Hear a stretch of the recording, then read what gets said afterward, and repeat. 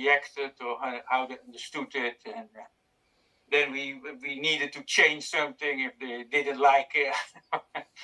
And so all the way, and then it made new edit, new friends. Okay, amazing. There were so many layers to the film. I think one of the things that stood out to me the most was the audio. The choices in the sound design were so interesting. Can you talk about some of those collaborations that you were mentioning with friends? Oh yeah. So we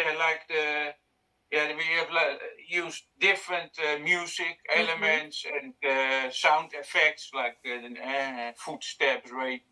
And beginning was of course complicated just to get all the audio layers and to know what's happening where, and we also tested it with friends. So like the first murder, and then we had the second murder later on. Mm-hmm. And then we showed it to other friends, and they said, "Hey, the second murder, it's scary music, but the first murder is not scary." Mm-hmm. And then you take a new listen, and we need to change the first. So first interesting, music. Yeah. And the other scene is where that the hand or the feet are going up the stairs, mm-hmm. and Anna is sitting in the room drawing on the tablet, and. Yeah, we showed it to friends, but they didn't get it. It was like one scene. So then first we added audio to the drawing scene, like music. Yeah. And then no music to the suspense. Mm-hmm. It didn't work out too, so we had two different music. Yeah. And it still didn't catch on, and then we made like a 1.5 second pause between the two music, mm-hmm. and then it happened. It's so interesting how much of that, it maybe plays out in your head, and then when you're watching it back, right, it becomes the edit can change the story so many times. And then the sound also can change the story so many times. Yeah. And in the beginning, so before we started, we did watch many YouTube tutorials how to make different scenes.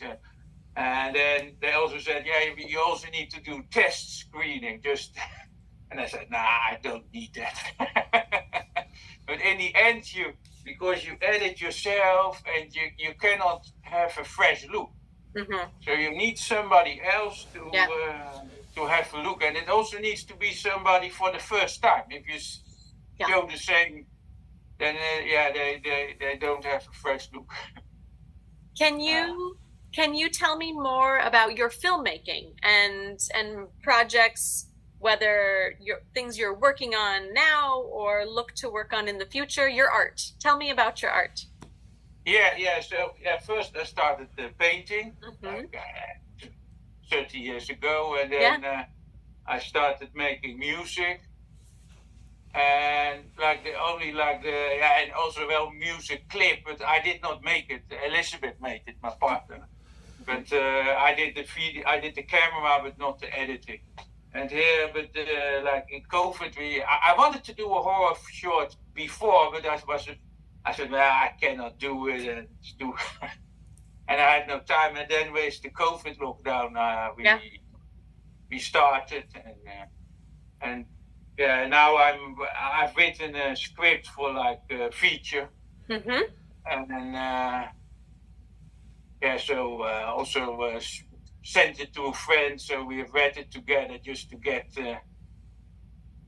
make it more understandable. So, are you saying this was your first film? Yeah, it is the first. Congratulations. Yeah, thank you. Mm-hmm. And it started first that we want to do really short, 3 minutes, only till the choking. In the beginning, I had the camera, and so I wanted just to get cinematic shots, mm-hmm. in the kitchen or in the bathroom, and just washing the knife or cutting the lemons or doing makeup or making the drawing on the tablet. Yeah. And then after we had many shots, and then we also because it's in your house, you can come back on the shot. If you think, hey, I need to change the shot, I need to add more in the background, you can do it. Amazing. And then later we try to add the story to make a story, and then shot new scenes or shots. But it's also because it's in the house and you're editing and you think, hey, I missed a shot. You can do it tomorrow, and it's the same. You can go back to it half a year later. Yeah, it's so interesting how many unique sort of intimate collaborations happened during COVID, right? During that time that I feel like a lot of artists did do some very exciting work exploring things within their restrictions, right? Yeah, and also, otherwise I would have gone out to play music somewhere. Yeah. But Tell me more about your painting and your other art, as a creator. Yeah, well, you see painting here behind, and I just paint like. I love it.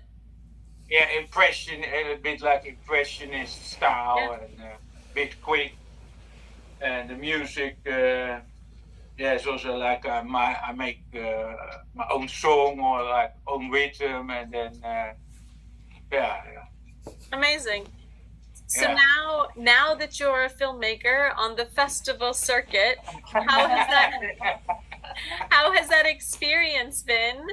And what do you? Yeah. Yeah, well, it's like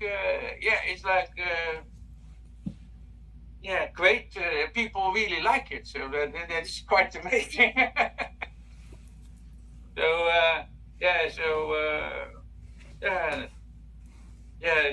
Encouraging, and also like the festival in LA, we met some people like another filmmaker and a few actors. And so the new script I'm making is with two of the actors, and Amazing. And so now you said you're working on a bigger film next. Yeah. But so I've written, and it plays like in Amsterdam on a saloon boat, like a picnic boat. And then, the girl gets into trouble with her ex-boyfriend, and then, she has to escape, and she escapes with the boat. Okay. Along the River Rhine to Budapest, and that's like the second act. Amazing. Yeah, but That's very exciting. Did you? With filmmaking being new, was this something you always wanted to do, or was it newly inspired for your creations? Well, it's new to make.